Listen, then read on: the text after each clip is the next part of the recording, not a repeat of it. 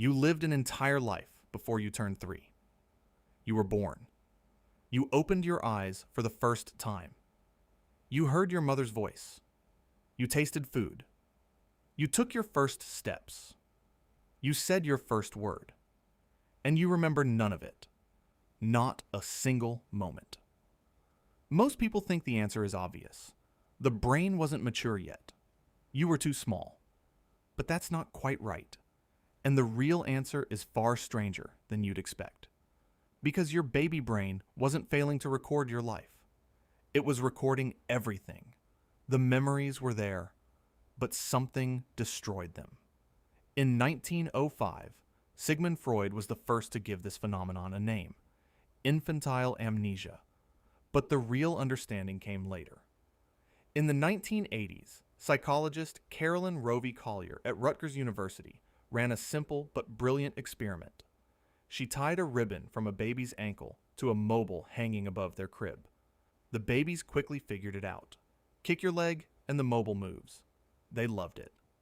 When she brought the same babies back days later, they started kicking immediately.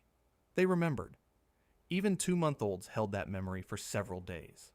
6-month-olds remembered for weeks. So the infant brain can learn, store information, retrieve it. But those memories don't survive. By adulthood, every trace is gone. And for a long time, science couldn't explain why. The first part of the answer is structural. The hippocampus, a small curved structure deep in the brain, is the engine of memory formation.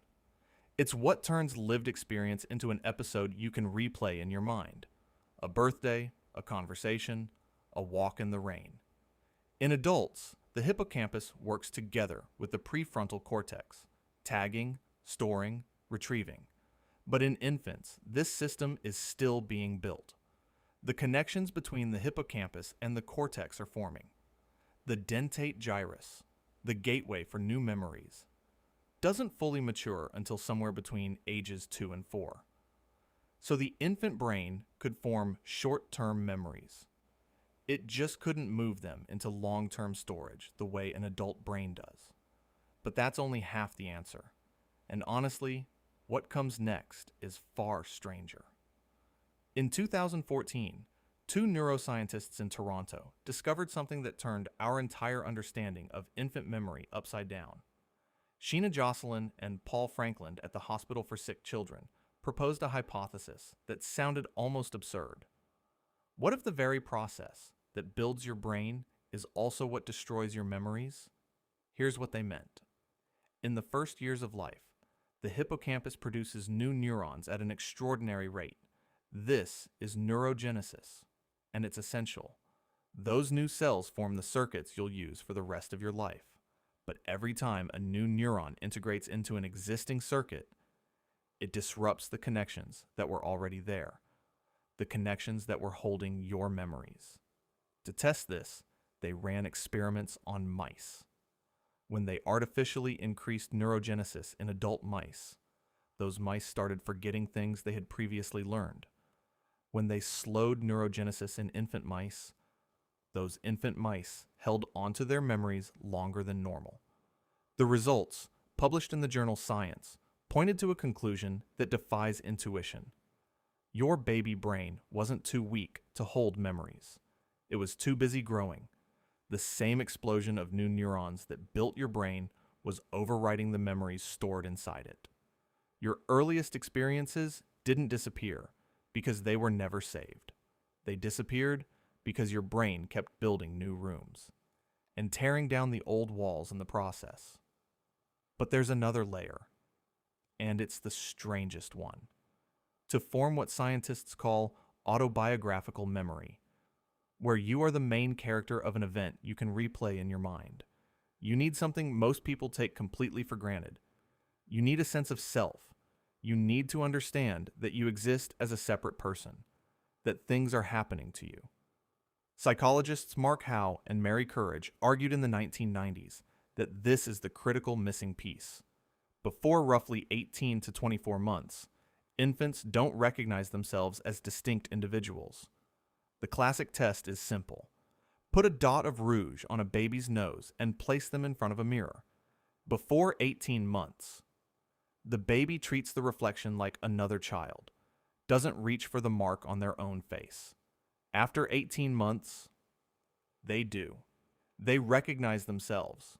And this moment, the birth of self-awareness, almost precisely tracks with the earliest age at which autobiographical memories can form. In other words, you can't remember being a baby, partly because there was no you yet, not in the way you experience yourself now. There was no narrator inside your head packaging experiences into a story belonging to a person called you. And that raises an uncomfortable question. If you had no continuous sense of self, and the brain that held your earliest experiences physically rewired itself beyond recognition, is the baby in your old photos actually you? Or is it someone else entirely? Someone who lived in the same body, but whose mind was literally taken apart and rebuilt, neuron by neuron, into the person you became. And there's one more thing: language. Developmental psychologist Catherine Nelson spent years studying how children form lasting memories. Her conclusion: language doesn't just describe memories, it structures them. Before you could speak, your experiences were encoded as raw sensory impressions: sounds, textures, emotions, light. But without words to organize them, those impressions had nothing to attach to. Once children begin speaking, and especially once they begin talking with adults about past events, remember when we went to the park? Their ability to form lasting memories improves dramatically. Language gives memory a skeleton. Without it, experiences are like water without a container. They exist in the moment. Then, they're gone. And this isn't just theory. Psychologist Chi Wang at Cornell University found that the age of your earliest memory actually depends on your culture. In Western cultures, where parents frequently narrate their children's experiences, ask questions, build personal narratives, earliest memories tend to start around age 3.5. Among the Maori of New Zealand, whose oral tradition places extraordinary emphasis on personal history, first memories reach back to age 2.5.